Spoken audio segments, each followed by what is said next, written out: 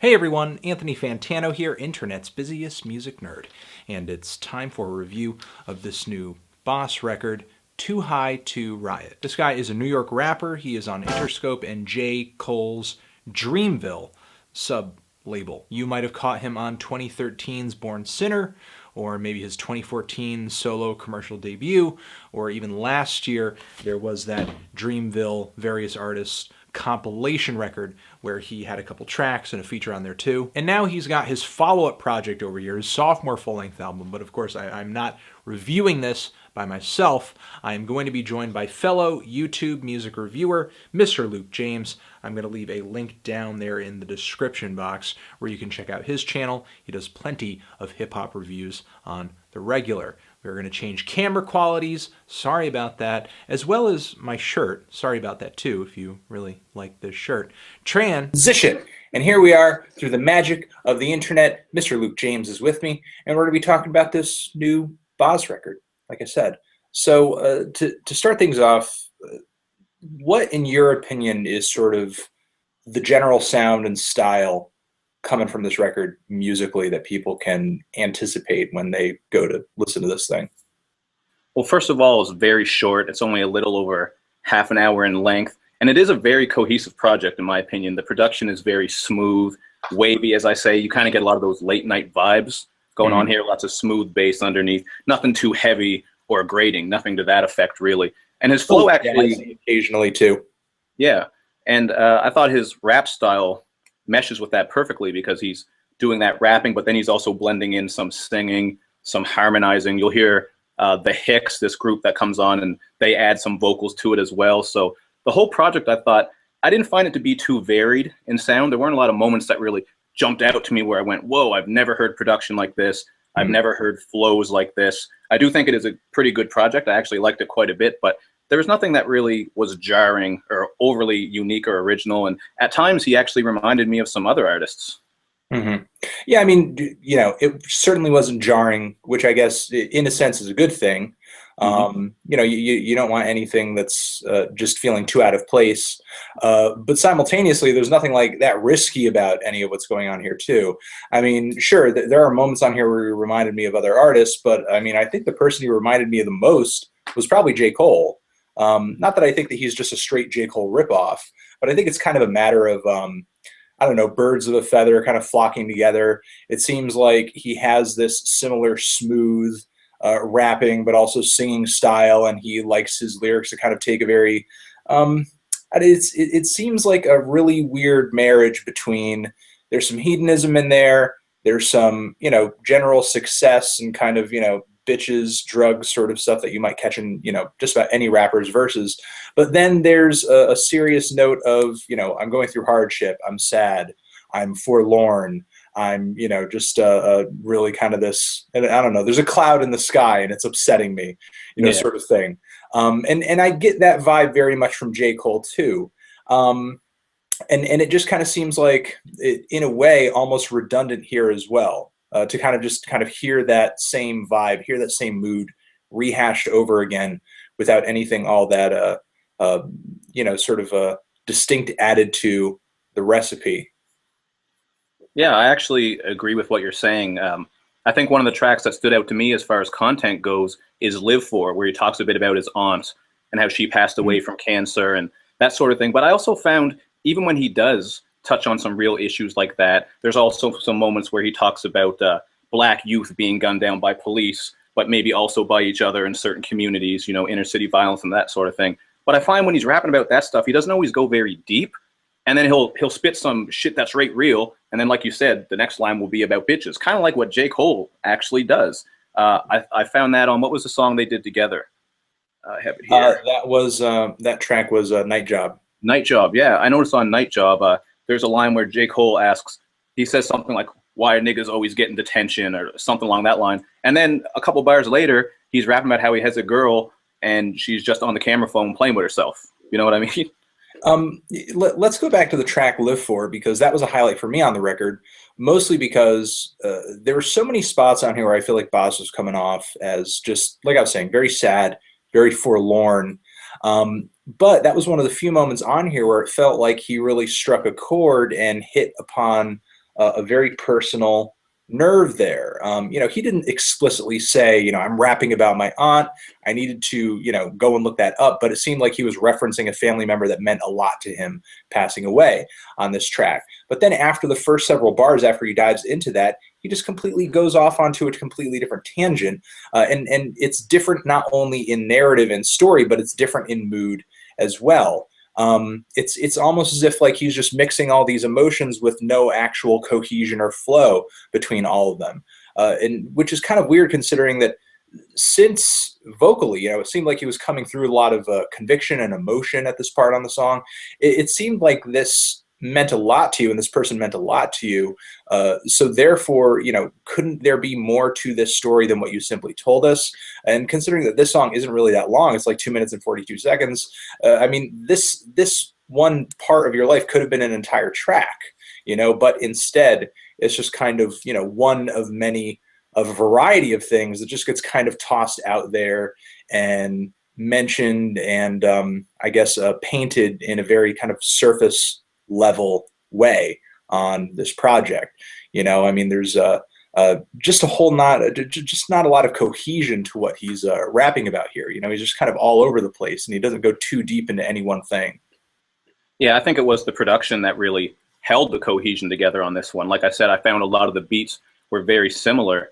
And I noticed that on that song as well, because he starts off spitting that real shit and then he goes on about his pride and just relationship troubles he has. So it is kind of connected a little bit in that aspect, but it was kind of like, what? Where are you going? I thought this was going to be a full track all about that topic.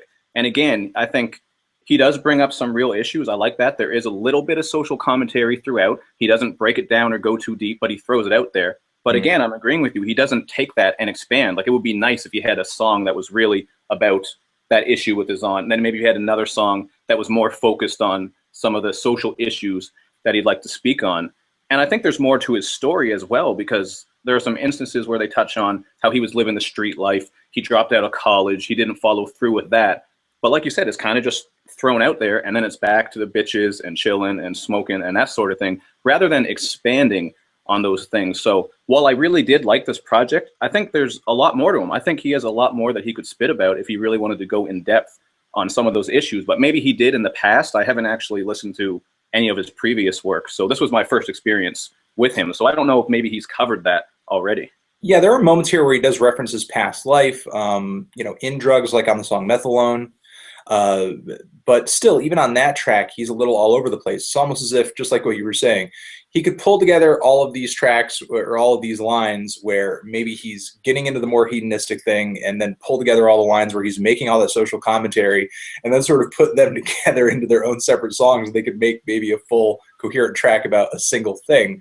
But like you were saying, it does feel cohesive anyway, because the production does kind of pull it all together into this very dreary, jazzy, smooth, very self-serious sound. And his rap style doesn't really vary that much from track to track either. So, if you're not really diving too deeply into what he's getting into lyrically, the track does, not the track, but the project itself does sound, like it comes together as a whole very well. But by the end of it, I was kind of hoping for just a little more variation, because I think, even though this project is not breaking the 40-minute mark, I just kind of felt like I was hearing much of the same things over and over and over and over.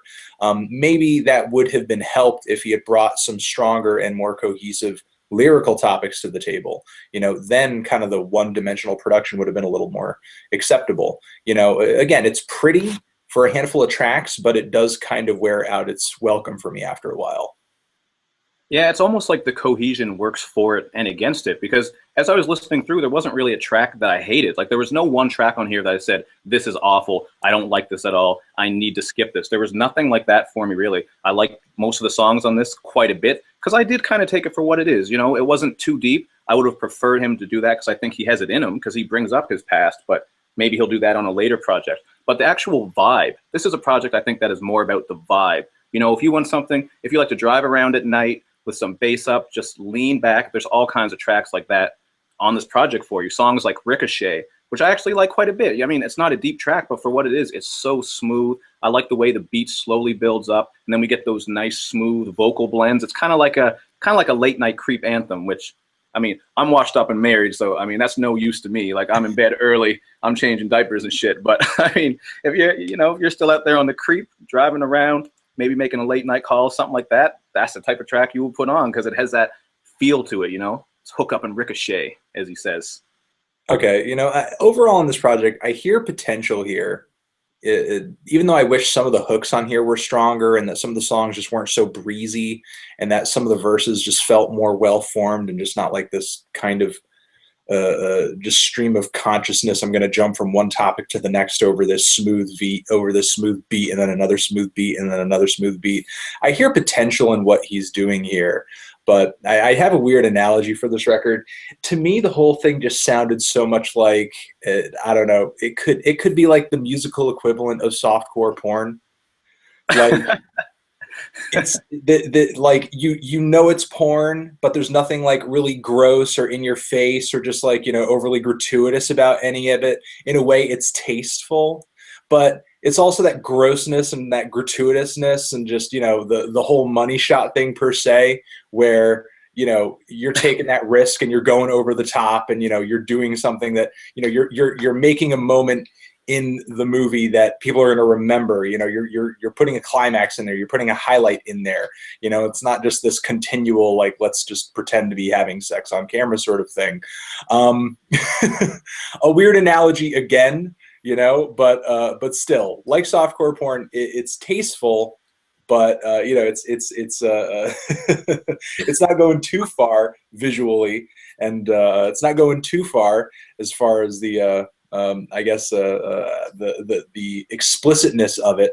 But I just feel like he needs to be pushing more boundaries, and he needs to be a little bit more aggressive as he approaches these sad topics, as he approaches these socially aware topics, because I feel like with how he's diving into them now, he's not leaving any impact. Yeah, I think overall I still did like this project because it's short. I think if it was much longer for me, then it really would have became dull. If this was like an hour long and it had that same sound all the way through, I mean, I would have been put to sleep. But, at about, I think it was like 35, 36 minutes, I could deal with that. But yeah. Also what held it back was that lack of versatility, because I had never heard of this guy, but last year I really liked Omen's album, Elephant Eyes. I don't know if you checked that out, but he's another Dreamville artist. Mm-hmm. And so I was kind of just comparing them a little bit, just going off, they're both Dreamville artists. And what I liked about Omen's album is that it did have that variety. There was a bit more in the production. Some of the tracks stuck out more because the beats were different, and also the songs were more cohesive. He had a song about what it was like growing up without a father, and then he had a song about this infatuation people have with social media. It was there was much more variation, and it was also just tighter all around. But like I said, I think this one is cool just for some mellow, laid back vibes, kind of like people like Currency's music.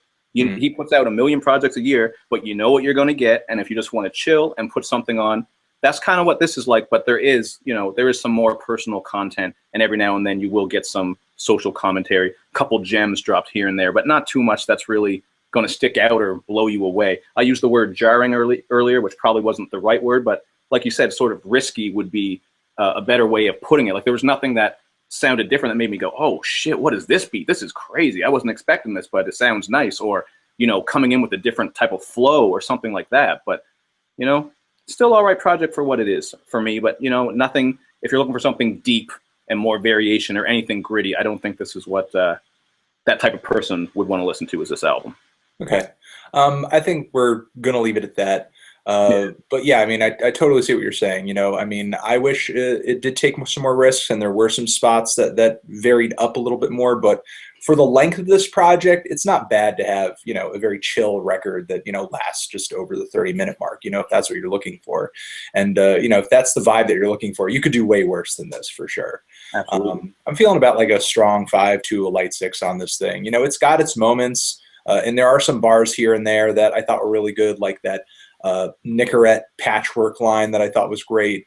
Also that one line, there was one track in particular where he was talking about olive branches splintering and how people will dab you just to, reach you and touch you sort of when you're in that moment of success and sort of, trying to propel yourself out of the situation that you're in and advance yourself in order for people to kind of pull you back, pull you down.